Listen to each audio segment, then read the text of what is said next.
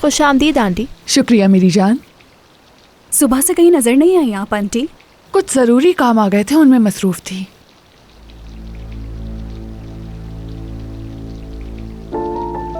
ठीक है, मैं अपने कमरे में जा रहा हूं।